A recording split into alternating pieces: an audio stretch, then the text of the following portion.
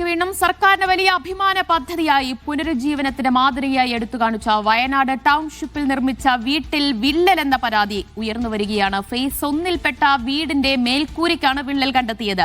തനിക്ക് ലഭിച്ച വീട്ടിലെ മേൽക്കൂരയിൽ വിള്ളലുണ്ടായി എന്നും മഴ പെയ്തപ്പോൾ വെള്ളം ചോർന്നിറങ്ങിയെന്നും ചൂരൽമല സ്വദേശിയായ നൌഫൽ പറഞ്ഞു. ഫേസ് 1-ൽ A8 എന്ന വീട്ടിലാണ് വിള്ളൽ കണ്ടെത്തിയത്.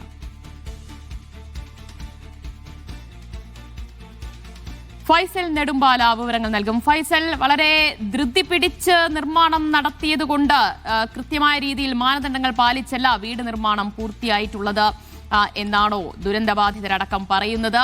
ഇപ്പോൾ നൌഫൽ മാത്രമല്ല, കൂടുതൽ പേർ സമാന പരാതികളുമായി രംഗത്തെത്തുന്നുണ്ടോ?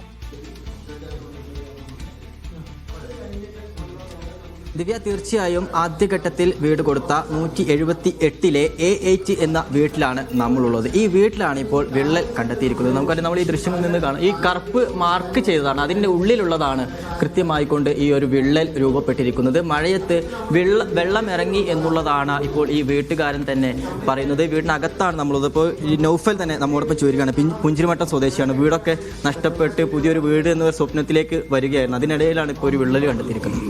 ഇതിങ്ങനെ കാണുമ്പോൾ മാനസികമായിട്ട് ഭയങ്കര ഒരു വിഷമം. ഇവരത്ത് കാര്യങ്ങൾ പറഞ്ഞപ്പോൾ ഇവരത് ചെയ്തു തരാമെന്നാണ് പറഞ്ഞിട്ടുള്ളത്. ഇപ്പോൾ ഒരു 2 ആഴ്ചയായി ഞാൻ കണ്ടത്.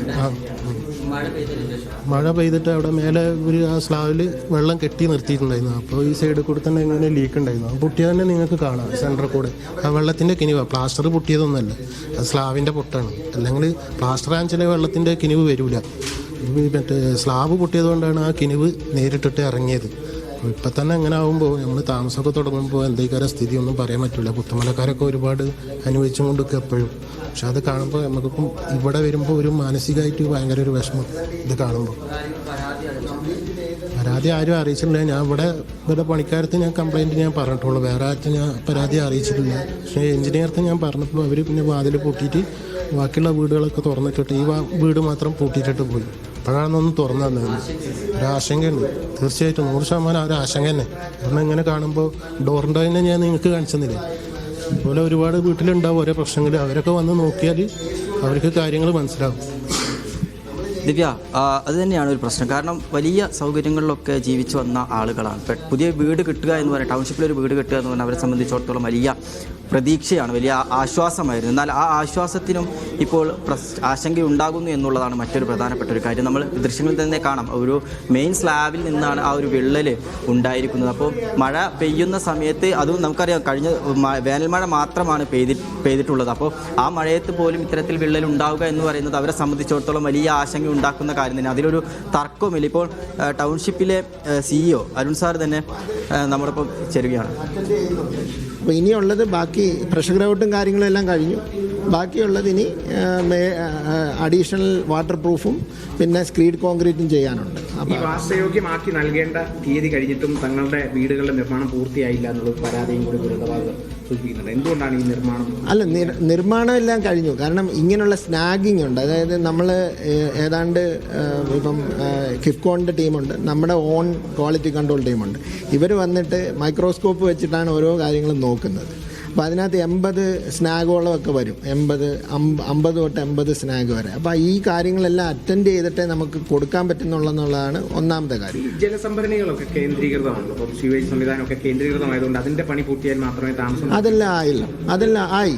അപ്പോൾ അത് എങ്ങനെയാണെന്ന് വെച്ച് കഴിഞ്ഞാൽ, നമ്മൾ ആൾക്കാർ താമസിച്ച് കഴിഞ്ഞ് ഒരു 4 ദിവസത്തോളം ഇത് യൂസ് ചെയ്ത് കഴിഞ്ഞാൽ അതിൻ്റെ ഫർദർ പ്രോസസ്സ് ചെയ്യാൻ പറ്റുള്ളൂ, പുറത്തോട്ട് കാണാൻ പറ്റും. ഈ ടാങ്കുകൾ നിറഞ്ഞു വരണമല്ലോ. അപ്പോൾ അത് നിറഞ്ഞു കഴിയാൻ ഒരു 4 ദിവസത്തോളം സമയമെടുക്കും. അത് കഴിഞ്ഞിട്ടാണ് നമ്മൾ പുറത്തോട്ടുള്ള വെള്ളം ഡിസ്ചാർജ് ചെയ്യുന്നതും കാര്യങ്ങളൊക്കെ വരുന്നത്. ആ സമയത്താണ് നമ്മൾ അതിനകത്ത് ബാക്ടീരിയാസും കാര്യങ്ങളുമൊക്കെ ഇൻഡ്യൂസ് ചെയ്യുന്നത്. അപ്പോൾ ആദ്യത്തെ ദിവസം അത് ചെയ്യൂല, കാരണം അത് താമസിച്ച് കഴിഞ്ഞൊരു 4-5 ദിവസം എടുക്കും. അത് ഈ 178 പേർക്കുള്ളത് പൂർത്തിയായി. ഇനിയുള്ളത് ഈ വീടുകളുടെ സ്നാഗിങ്, അതായത് ഡീറ്റെയിൽഡ് ആയിട്ടുള്ള ഇൻസ്പെക്ഷനും അതിനകത്തുള്ള റെക്ടിഫിക്കേഷനും കഴിഞ്ഞിട്ടേ നമ്മൾ ഹാൻഡ് ഓവർ ചെയ്യത്തുള്ളൂ. ഇപ്പോൾ ആൾറെഡി ചെയ്തത് നമുക്ക് കാണാൻ പറ്റുമല്ലോ, അത് പോയി കണ്ടു കഴിഞ്ഞാൽ നമുക്ക് ആ ഡൗട്ട് ക്ലിയർ ആവും. പിന്നെ ഉള്ളത് റോഡും ഡക്റ്റ് ഓൾമോസ്റ്റ് കഴിഞ്ഞു. ഇനിയുള്ള ഡ്രെയിനും റോഡുമാണ്. അപ്പോൾ അതെല്ലാം തന്നെ ഈ ഒരു 10 ദിവസം കൊണ്ട് നമ്മൾ ഒരു കറണ്ടില്ല ആയിട്ടുണ്ട്, എല്ലാത്തിൻ്റെ ആയിട്ടുണ്ട്. സാർ, ഈ പ്രധാനമായി വിള്ളലുകൾ വരാനുള്ള കാരണം? വിള്ളലെന്ന് ഞാൻ വിള്ളലെന്ന് പറയാൻ ഞാൻ ആഗ്രഹിക്കുന്നില്ല. കാരണം എന്ന് വെച്ച് കഴിഞ്ഞാൽ നമുക്കൊരു ഈ ഷ്രിങ്കേജ് ക്രാക്ക് എന്ന് പറയുന്ന സംഭവം അത് ടെമ്പറേച്ചറിൻ്റെ എക്സസീവ്നെസ് കൊണ്ട് നമുക്ക് പറ്റുന്ന ഒരു കാര്യമാണ്. അപ്പോൾ അത് നമ്മൾ എന്താ ചെയ്യുന്നതെന്ന് വെച്ച് കഴിഞ്ഞാൽ അതിനെ ചെറിയ ചെറിയ ക്രാക്ക് എന്തായാലും അതൊരു വിള്ളൽ എന്ന് പറയാൻ കഴിയില്ല. അതൊരു നിർമ്മാണത്തിലെ പിഴവും മാത്രമല്ല, എന്തായാലും ചില അറ്റകുറ്റപ്പണികൾ കൂടി അതിൽ നടത്താനുണ്ട്. അതെല്ലാം പൂർത്തിയായ ശേഷം എന്ന് വെച്ച് കഴിഞ്ഞാൽ ഈ പ്രശ്നങ്ങളിലെല്ലാം പരിഹരിച്ച ശേഷം മാത്രമേ വീട് കൈമാറുകയുള്ളൂ എന്നാണ് ടൗൺഷിപ്പ് സിഇഒയുടെ വിശദീകരണം. ഫൈസൽ നെടുമ്പാലയാണ് വയനാട്ടിൽ നിന്ന് വിവരങ്ങൾ നൽകി.